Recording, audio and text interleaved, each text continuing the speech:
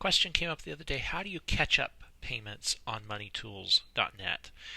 Here's the amortization schedule. We have a number of payments. Let's say some of them have been made. We're going to check off some of these as showing paid. And let's say that January and February of 2021 were also paid. And now the payments from March through July have been missed, but we're going to catch up now in August. So one way you could catch up is you could make an extra payment of around $6,000 here in August. That would be one way to do it. Or you could amortize the missed payments into the rest of the loan, picking up payments again in September and just do a higher payment amount or stretch out the term. So those are the two different ways to do it. Let's say that you're going to make an extra payment of $6,000. Here's how that would work. We'll need to split the schedule apart. Once in March for 2021 and once in August when this extra payment is going to be made. To do that, we simply click on the payment amount, which we'll go ahead and do for March. You'll see that splits the cash flows apart. And now we'll go back to the amortization tab and do it again for the month of August. Okay. So now we have some extra payments in here that are no longer going to apply. The payments that we did make are represented here in the first 6 cash flows. The one here in March now is going to be non-existent, as are the ones between April and July, which are the next 4. So we can go ahead and delete those 2 lines. The payment for August is going to be a special one. We're going to make a one-time payment of $6,000, and then we're going to pick up right where we left off in September with the normal payment amount. Go ahead and click the Update button to get rid of those 2 lines that we want to delete. And this is now what we're going to send to the calculation engine to figure out what is our new last payment amount in August of 2025. Go ahead and click Calculate. We get a little bit higher monthly payment. We could add a few regular monthly payments, one extra monthly payment to this and stretch it out 1 month if we wanted this to be a little bit lower. But in this case, this is sufficient. So I'm just going to go ahead and click Amortize, and we'll head back to the schedule to see what this looks like. Now you can see the 6 payments that were on time.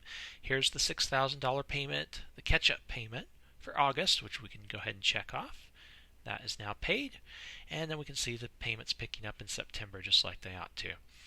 Let's go ahead and go back and reset this schedule and look at what would happen if you didn't have the extra money to catch this schedule up.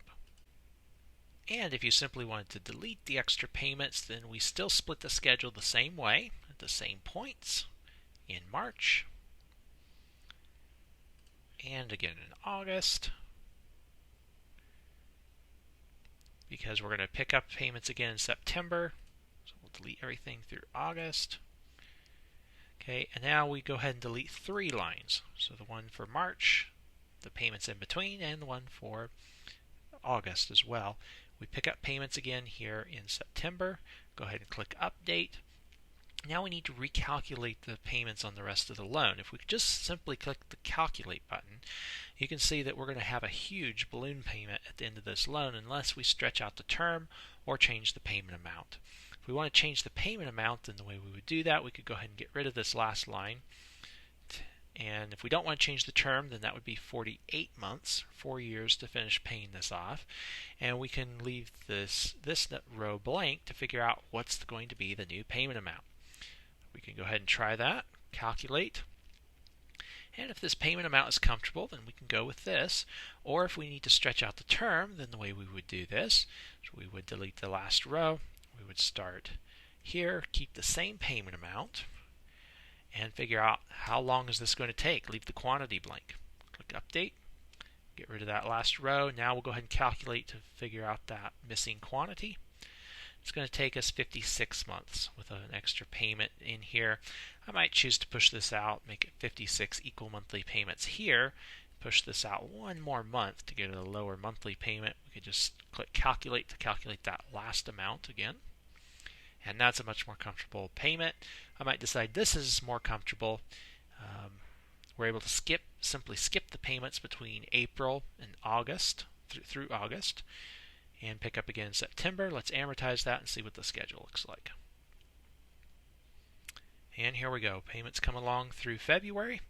They are stopped in March, and we don't pick up again until September. Pick up at the same rate, and we just simply take longer this time to end up paying off this loan. So that's how you can work with catch-up payments in Money Tools amortization schedule.